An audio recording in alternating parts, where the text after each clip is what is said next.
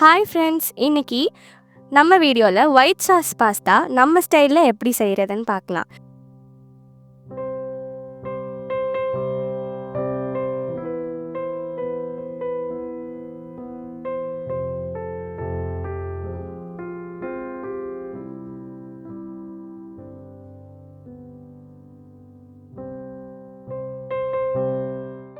அதுக்கு என்னென்ன தேவைன்னா 2 பெரிய வெங்காயம், 1 முழு பூண்டு, பட்டர், சில்லி ஃப்ளேக்ஸ், 1/2 லிட்டர் காய்ச்சின மில்க், அதுக்கப்புறமேட்டு 1/2 கப் மைதா மாவு. இது மட்டும்தான் நமக்கு தேவையான பொருட்கள். அதுக்கப்புறம் ஒரு பாத்திரத்தில் அந்த பாத்திரம் நிறைய தண்ணி ஊற்றிட்டு நம்ம எடுத்திருக்க பாஸ்தாவை அதில் கொட்டி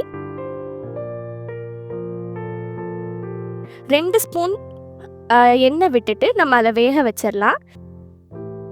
இந்த கேப்பில் நமக்கு தேவையான பொருட்கள்லாம் நம்ம நல்லா வெட்டி வச்சுக்கலாம். இப்போது 2 பெரிய வெங்காயத்தை எடுத்து நல்லா க்ளீன் பண்ணிவிட்டு அதை நல்லா க்யூபாக நம்ம ஸ்லைஸ் பண்ணி வச்சுக்கலாம். அதுக்கப்புறமேட்டு ஒரு முழு பூண்டை எடுத்து நல்லா ஃபைனாக ஸ்லைஸ் பண்ணிக்கணும். அப்போனா தான் இந்த பாஸ்தாவில் அதோட டேஸ்ட் ரொம்ப டாமினண்ட்டாக தெரியாமல் நல்லா பிளெண்ட் ஆகி வரும். இப்போது இதெல்லாம் நம்ம வெட்டி முடிச்சாச்சு. இப்போ இந்த கேப்பில் அந்த பாஸ்தாவும் நமக்கு ரெடி ஆகிருக்கும். அதை இப்படி கட் பண்ணி பார்த்திங்கன்னா நல்லா ஃபைனாக அது கட் ஆகணும். அப்போனா பாஸ்தா நல்லா வெந்திருக்குன்னு அர்த்தம். ஸ்டவ்வை ஆஃப் பண்ணிவிட்டு நம்ம நல்லா தண்ணியை வடிச்சிட்டு அதை கொஞ்சம் நேரம் ஆற வச்சு எடுத்துக்கணும். இப்போது நம்ம ஸ்டவ்வில் ஒரு பாத்திரத்தை வச்சுட்டு அதில் கொஞ்சம் பட்டர் போட்டுட்டு நம்ம கட் பண்ணி வச்சுருக்க பூண்டையும் போட்டு நல்லா வதக்கிக்கணும். அந்த பூண்டோட அரோமா நமக்கு வரும். அதுக்கப்புறமேட்டு கொஞ்சம் நம்ம கட் பண்ணி வச்சுருக்க வெங்காயத்தையும் ஃபுல்லாக போட்டுட்டு நல்லா 2யும் கோல்டன் ப்ரௌன் கலர் வர வரைக்கும் நல்லா வதக்கி எடுத்துக்கணும். இப்போ பார்த்தீங்கன்னா இது நல்ல கோல்டன் ப்ரௌன் கலரில் வந்துச்சு. இப்போ இதை ஒரு தட்டில் நம்ம மாற்றி எடுத்துக்கலாம். இப்போ திருப்பி அதே பாத்திரத்தில் நல்லா பட்டர் போட்டுட்டு நம்ம எடுத்து வச்சுருக்க மைதா மாவை அதில் போட்டு கொஞ்சம் இப்படி கிளறினதுக்கப்புறம் நமக்கு பால் கொஞ்சம் கொஞ்சமாக இட்டு கிளறணும்.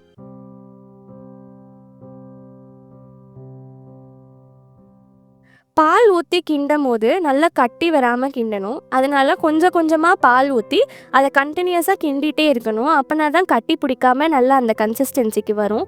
இப்போ பார்த்தீங்கன்னா நம்ம 250 கிராம் பாஸ்தாக்கு 1/2 லிட்டர் மில்க் தண்ணி காய்ச்சி எடுத்து வச்சுருக்கோம்.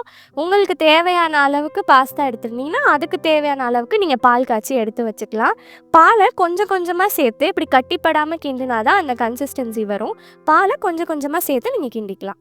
இப்போது நம்மளோட சாஸ் இந்த கன்சிஸ்டன்சிக்கு வந்ததுக்கப்புறம் நம்ம வதக்கி வச்சுருக்க வெங்காயத்தையும் பூண்டையும் இதில் போட்டுட்டு கொஞ்சம் நல்லா கிளறிக்கணும். வெங்காயத்தையும் பூண்டையும் அதில் போட்டதுக்கப்புறம் நல்லா கிண்டி விட்டுட்டு ஒரு கொதி வந்ததுக்கப்புறமேட்டு இன்னும் கொஞ்சம் பால் சேர்த்து நல்லா கிண்டிக்கலாம். பால் சேர்த்து நல்லா கிண்ட தான் உங்களுக்கு அந்த ஒயிட் சாஸோட கன்சிஸ்டன்சி வரும். அதனால் பால் தண்ணியாக இருக்குது அப்படின்னு நினச்சிட்டு நம்ம எதுவும் பண்ணிடாமல் நல்லா கிளறிக்கிட்டே இருந்தோன்னா தான் அந்த கன்சிஸ்டன்சி வரும். இப்போ பார்த்தீங்கன்னா இந்த மாதிரி கன்சிஸ்டன்சிக்கு நம்மளோட சாஸ் வந்ததுக்கப்புறமேட்டு நம்ம ஆல்ரெடி வேக வச்சுருக்க பாஸ்தாவையும் எடுத்து இதில் ஆட் பண்ணிக்கலாம்.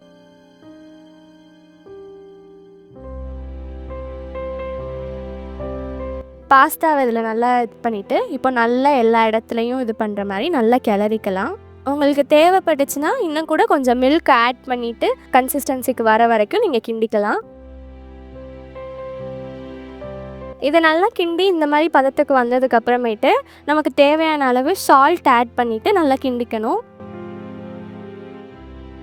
சால்ட் ஆட் பண்ணி முடித்ததுக்கப்புறமேட்டு நம்ம சில்லி ஃப்ளேக்ஸ் எடுத்து வச்சுருந்தோம் இல்லையா, அதையும் இதில் ஆட் பண்ணி நல்லா ஸ்ப்ரெட் பண்ணுற மாதிரி கிண்டிக்கலாம். உங்கள் வீட்டில் உள்ளவங்களுக்கு சீஸ் பிடிக்கும்னா இதே ஸ்டேஜில் நீங்கள் சீஸையும் அதில் போட்டுட்டு நல்லா ஸ்ப்ரெட் பண்ணுற மாதிரி சீஸை கிண்டாமல் நல்லா ஸ்ப்ரெட் பண்ணி எடுத்துக்கோங்க. இப்போ சூப்பராக நம்ம ஸ்டைலில் ஒரு ஒயிட் சாஸ் பாஸ்தா ரெடி ஆயிடுச்சு. இது சூடாக இருக்கப்பவே சர்வ் பண்ணி எல்லாருக்கும் கொடுத்தீங்கன்னா எல்லோரும் நல்லா விரும்பி சாப்பிடுவாங்க. இதே ஸ்டைலில் நீங்களும் ஒயிட் சாஸ் பாஸ்தா செஞ்சு பார்த்துட்டு எப்படி இருக்குங்கிறத கமெண்ட்டில் சொல்லுங்கள். தேங்க்யூ.